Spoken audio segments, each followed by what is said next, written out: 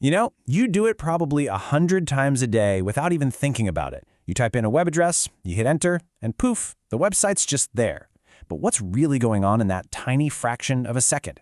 Well, let's pull back the curtain, because that one simple action kicks off an absolutely incredible hidden journey across the entire internet. So yeah, that's the big question, right? We're going to trace the entire path of that request, all the way from your keyboard to the pixels lighting up your screen. It's this surprisingly complex but really elegant dance of technology that happens every single time. Okay, so the very first part of this journey is all about translation. See, your browser gets what www.google.com means, but the actual machinery of the internet, the routers and the servers, they don't. They speak a different language. They speak in numbers. So the first job is to find the website's real numerical address. And this is the perfect way to think about it. A domain name, like google.com, that's like a person's name. It's easy for us humans to remember. But the IP address, that's their phone number. It's what the network actually needs to dial to make the connection. So your browser's first task is to look up that phone number. And how does it do that lookup? With this thing, the Domain Name System, or DNS. Honestly, you can just think of it as the internet's giant global phone book. It's this massive, distributed database whose entire job is to map the name you type to the number the network needs. So how does the lookup actually work? Well, it's a super efficient cascading search. First, as you see there, your browser checks its own memory, its cache, to see if you've been to that site recently. No dice? Okay. It asks your computer's operating system. Still nothing? Then it reaches out to what's called a DNS resolver. And if even that doesn't have the answer, then it kicks off this big recursive search across the internet to find the one true record. And that whole caching thing is so important. That's the secret sauce. It's the reason your favorite, most visited websites seem to load up almost instantly. By remembering that phone number right there on your machine, your browser gets to skip that whole lookup dance, saving precious time. All right, so we've got the address, we know who to call, but we can't just start shouting information across the web. The browser and the server, they need to introduce themselves properly and set up a reliable and, more importantly, a secure connection. This is the digital handshake.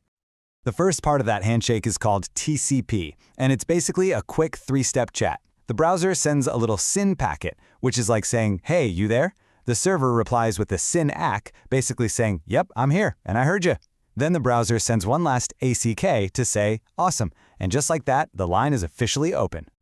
But wait, we're not done. For pretty much any modern website, the ones with a little padlock icon, there's a second, even more critical handshake called TLS. This is where the security happens. The browser and server swap credentials, they agree on a secret code, and they create encryption keys so that everything they say from now on is completely private and secure.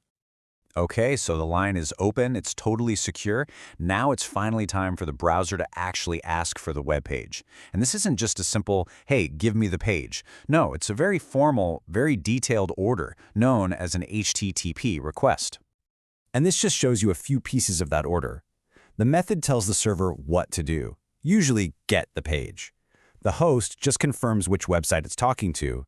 The user agent tells the server a little about you, like you're using Chrome on Windows, so we can send back a version of the site that works best for you. It's a really specific order form.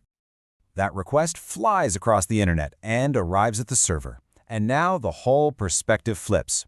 Our journey continues, but now we're inside the server's workshop, where it's about to get busy fulfilling that order.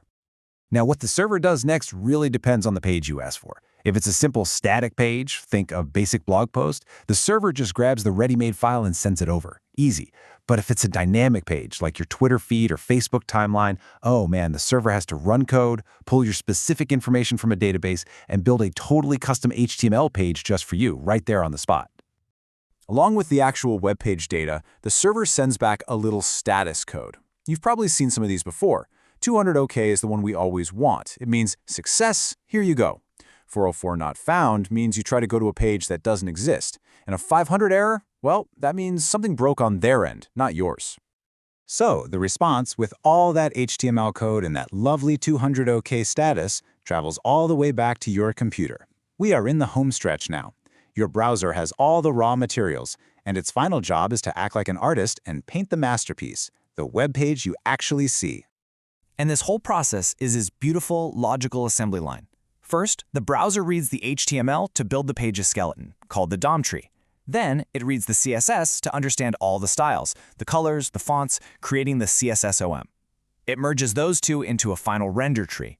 From that, it calculates the exact position and size of every single thing on the page. And only then, as the very last step, does it actually paint the pixels onto your screen. So what about all the cool interactive stuff? Well, that's the final layer. After the page is all painted and visible, JavaScript kicks in. It's the code that makes buttons clickable, powers animations, and lets you load new content without ever having to hit the refresh button. It's what turns a static document into a living, breathing application. So let's just zoom out for a second. We went from a simple name to a number through secure handshakes, detailed requests, complex server work, and a whole artistic rendering pipeline. It is an incredible, coordinated symphony of events that all happens in the blink of an eye. I love this quote because it just nails it. This isn't just one computer talking to another. It's your machine coordinating with DNS servers, countless routers, firewalls, and web servers all over the world. A massive, distributed system working in perfect harmony just for you to see one page. It's beautiful. And the speed is it's staggering. For a well-built website, more than 90% of this entire journey we just walked through, from that first lookup to the final pixel, is over and done with in less time than it takes you to blink. It is an absolute marvel. And that kind of leaves us with a final thought, doesn't it? We've just uncovered this invisible symphony that plays out behind one single click. It really makes you wonder, what other incredibly complex hidden systems are out there silently powering every other part of our digital world?